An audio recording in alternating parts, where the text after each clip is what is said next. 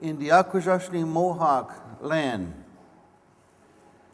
we are called sort of like the United Nations reservation.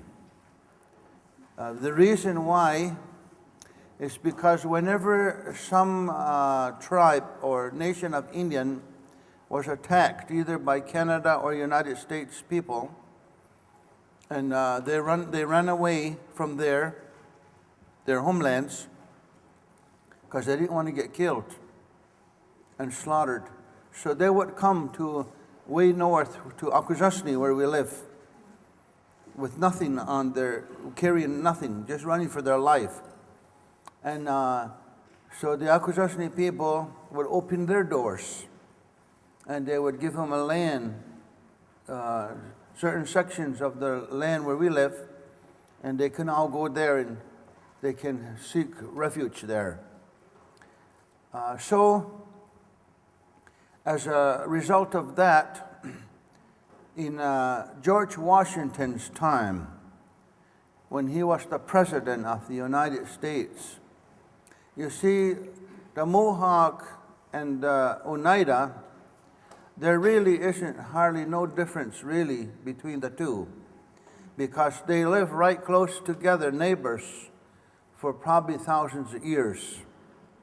That's why our language in Mohawk, in Oneida language, is almost like a twins. Almost real close. It's easier to understand Mohawk and Oneida than it is Seneca or Onondaga or Cayuga. It's closer because we lived together for so many years and all that. And the Oneida and the Mohawk, we have only 3 clans really, bear and turtle and wolf. Traditionally, that's what we have.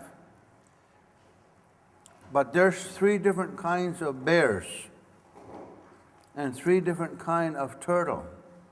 And there's 3 different kinds, wolf, like that. So we have like 9 clans actually, but they're in those 3 categories: bear, turtle, and wolf. And the Mohawk is the same thing. Onondagas are where you find eel clans. And I think that's the only place of all Iroquois that I think that had eel clans. And then they got beaver clan over there too, and heron, hawk, and Mohawks and Oneidas. We don't have those kind. Then what happened is that when George Washington wants to take over North America, of course the Iroquois, they stand there and they hold back all European from coming across the country, so they won't take over this whole land. So for 100 years, the Iroquois held them back. 100 years, can you imagine that?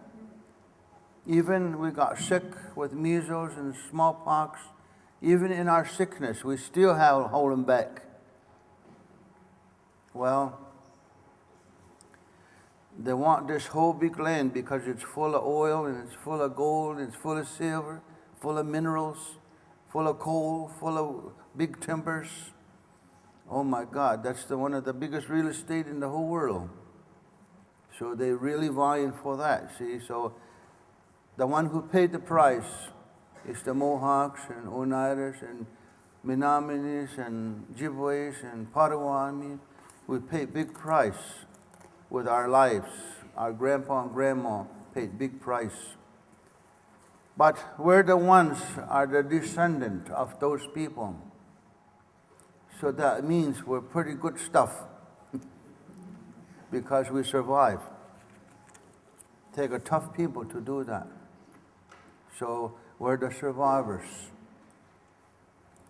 Well, during George Washington's administration, I talked briefly yesterday about it. He used a woolen blanket that the army uses, militia.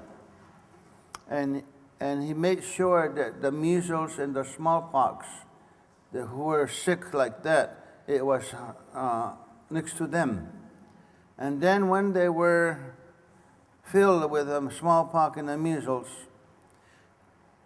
George Washington sent it to the Mohawks and Senecas and Onondagas as presents.